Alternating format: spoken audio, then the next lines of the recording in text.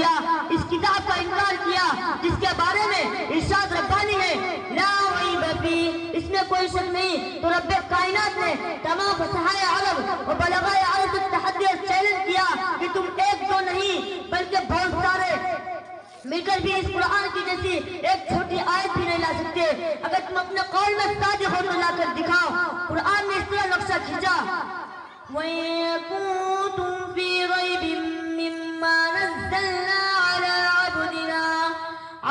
عَبْدِنَا فَأْتُوا بِسُورَةٍ مِّن مِّثْلِهِ، اگر تم لوگ اس چیز میں شک کرتے ہو جو ہم نے اپنے بندے محمد صلی اللہ علیہ وسلم پر نازل کیا تو تم اس کے جیسی ایک چھوٹی سی صورت پیش کر دو۔ فصحائے عرب نے لاکھ کوششیں کی لیکن آخر میں عجز کا اظہار کیا۔ جب امرؤ القیس جو عربی کا بہت بڑا شاعر تھا، جب اس نے انا اعطیناک الکوثر کی صورت باب کعبہ پر دیکھا تو پھکا اٹھا خدا کی قسم یہ کلام کسی بشر کا کلام نہیں۔ شہدائان اسلام آئیے میں آپ حضرات کو عظمت قرآن سناتا ہوں۔ جب کسی آدمی کے بارے میں یہ اندازہ لگانا چاہے کہ یہ عاصی ہے یا نیک بخت، یہ صادق ہے یا کاذب، تو اس کے متعلقین پر نظر ڈالے، اگر اس کے متعلقین صحیح ہے تو وہ شخص بھی صحیح، اگر اس کے متعلقین بد ہے تو وہ شخص بھی بد۔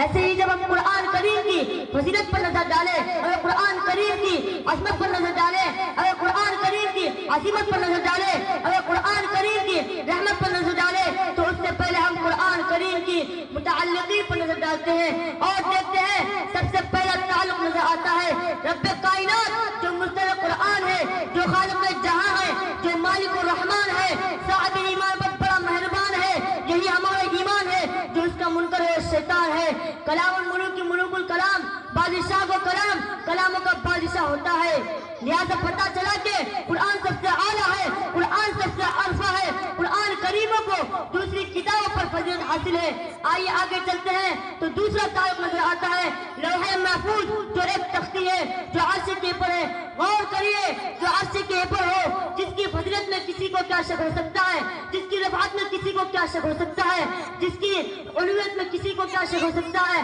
جس کی عظمت میں کسی کو کیا شک ہو سکتا ہے۔ اعلیٰ وعرفہ شے کے لیے اعلیٰ وعرفہ مقام تجویز کیا گیا، وہ لوح محفوظ ہے۔ آئیے اور متعلقین پر نظر ڈالتے ہیں تو قرآن کریم کا تیسرا تعلق نظر آتا ہے